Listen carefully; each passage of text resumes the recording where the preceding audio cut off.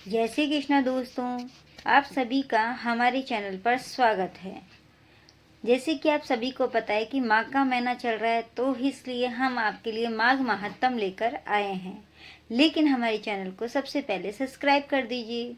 माघ एक ऐसा माह है जो भारतीय संवत्सर का 11वां चंद्रमास व 10वां सौर मास कहलाता है।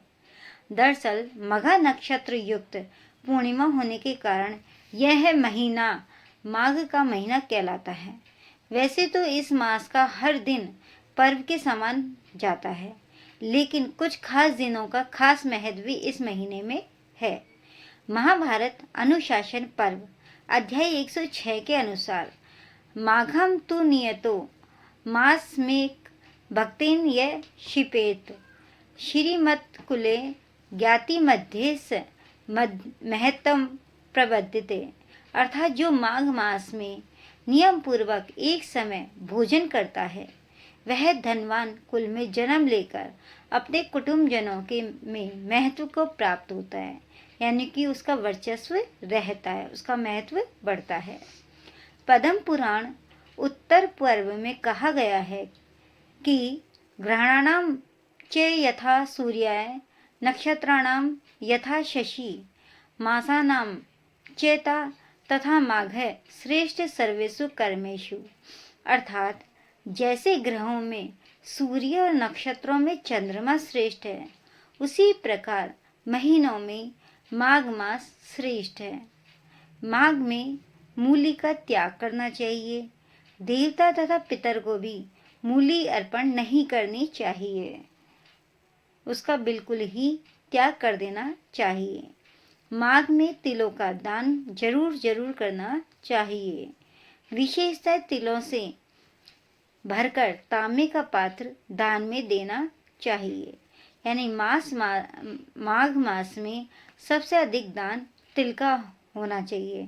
तिलों से भरे तांबे के बर्तन का दान सबसे बड़ा दान बताया गया है।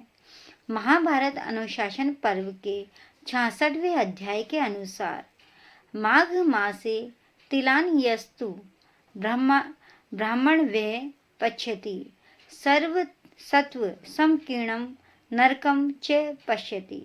जो माघ मास में ब्राह्मणों को तिल दान करता है, वह समस्त जंतुओं से भरे हुए नरक का दर्शन नहीं करता।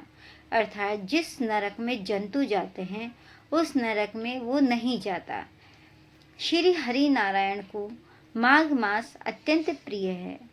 वस्तुतः यह मास प्रातः स्नान, माघ स्नान, कल्पवास, पूजा, जप, तप, अनुष्ठान, भगवत भक्ति, साधु संतों की कृपा प्राप्त करने का उत्तम मास है। माघ मास की विशिष्टता का वर्णन करते हुए महामुनि वशिष्ठ ने कहा है कि जिस प्रकार चंद्रमा को देखकर कमलिनी तथा सूर्य को देखकर कमल प्रफुल्लित और प्रस्फुटित पल्लवित होता है, उसी प्रकार माघ मास में साधु संतों महर्षियों के सानिध्य से मानव बुद्धि पुष्पित, पल्लवित और प्रफुल्लित होती है। यानी प्राणी को आत्मज्ञान की प्राप्ति होती है माघ मास के अंतर्गत। दोस्तों, हमारे चैनल को सब्सक्राइब कर दीजिए और उसके बाद आप माघ मास का महत्व सुनिए, क्योंकि माघ मास के महत्व सुनने में आप बिजी हो जाओगे और सब्सक्राइब करना भूल जाओगे। इसलिए पहले आपका हाथ सब्सक्राइब वाले बटन पर चला जाना चाहिए और बेल आइकन दबा दीजिए, जिससे कि आगे के जो भी महत्व है उसके वीडियो आप तक पहुंच सके। 11वां अध्याय का महत्व। यमदूत कहने लगा कि हे वैश्य, मनुष्य को सदैव शालिग्राम की शिला में तथा व्रज या कीट चक्र में भगवान वासुदेव का पूजन करना चाहिए, क्योंकि सब पापों का नाश करने वाले, सब पुण्यों को देने वाले तथा मुक्ति प्रदान करने वाले भगवान विष्णु का इसमें निवास होता है। जो मनुष्य शालिग्राम की शिला या हरि चक्र में पूजन करता है, वह अनेक मंत्रों का फल प्राप्त कर लेता है। जो फल देवताओं को निर्गुण ब्रह्मा की उपासना में मिलता है, वही फल मनुष्य को भगवान शालिग्राम का पूजन करने से यमलोक को नहीं देखने देता।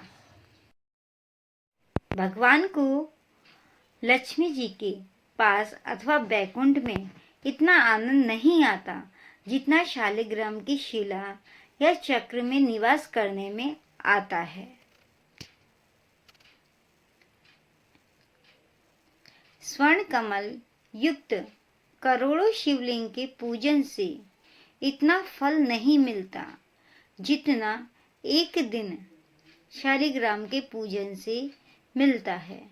भक्ति पूर्वक शालिग्राम का पूजन करने से विष्णु लोक में वास करके मनुष्य चक्रवर्ती होता है। काम, क्रोध, लोभ, मोह, अहंकार से युक्त होकर भी मनुष्य शालिग्राम का पूजन करने से बैकुंठ में प्रवेश करता है। जो सदैव शालिग्राम का पूजन करते हैं वह प्रलय काल तक स्वर्ग में वास करते हैं।